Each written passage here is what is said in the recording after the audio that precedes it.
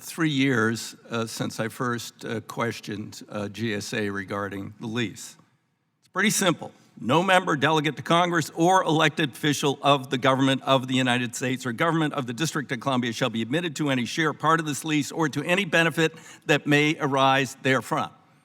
Now, the ranking member just went on at some length about why are we here. We're here because President Trump, ignoring all precedent, decided not to divest himself of his business interests, and in particular of the hotel, the Trump Hotel, and in particular a hotel which has a lease that so it says no elected official shall benefit, and the president was elected. I mean, he didn't get a majority of the vote, but he was elected.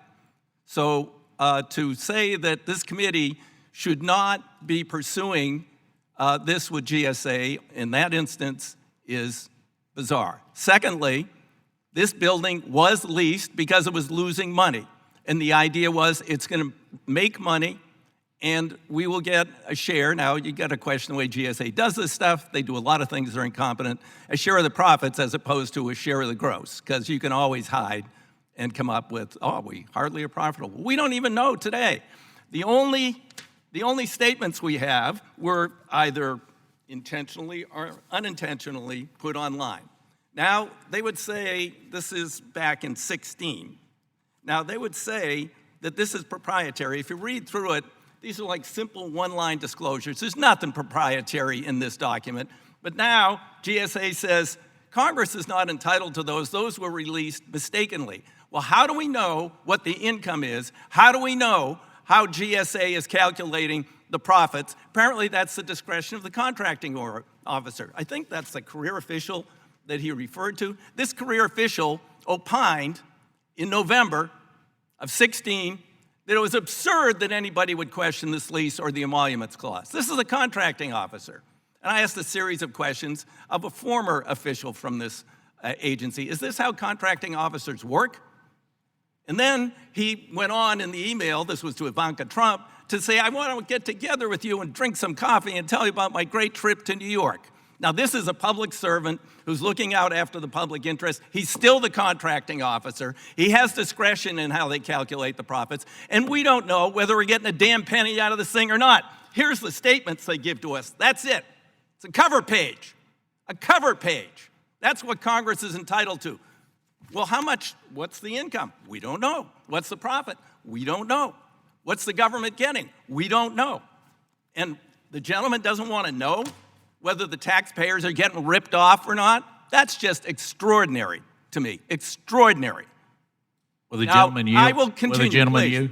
No, I will not yield. Well, you ask a question of... Gentlemen, I will not yield. Please be quiet. You went over time. I don't want to go too much over time. We got a lot of Well, the chairman went over time, too. Yeah, I haven't gone over yet, but you're going to make me.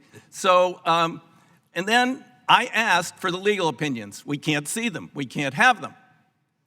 Okay, so we can't see the legal opinions that have been questioned by the IG, but the gentleman knows that they're fine. The legal opinions, whatever they are. Well, the gentleman knows that we get $3 million a year from the lease. The gentleman does know that. We don't know on a monthly basis what the income of the hotel is and what percent, and how they're calculating this and what percent we're getting. So we could be But the gentleman knows we're getting more money under this lease than the previous lease. The gentleman is out of order. Thank you, Madam Chair.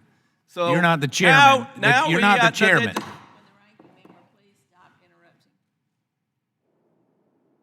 You can be quiet now? Thank you.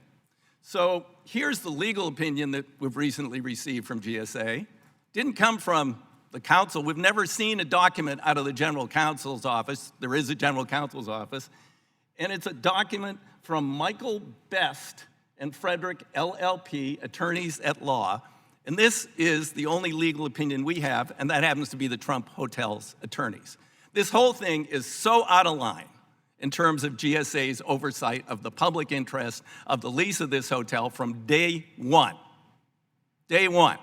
And that's why we're here today. And we're here principally because this president failed to divest himself of conflicts of interest and put himself and exposed himself not only in violation of the lease, but also to the emoluments clause of the Constitution of the United States, both foreign and domestic. That's why we're here today.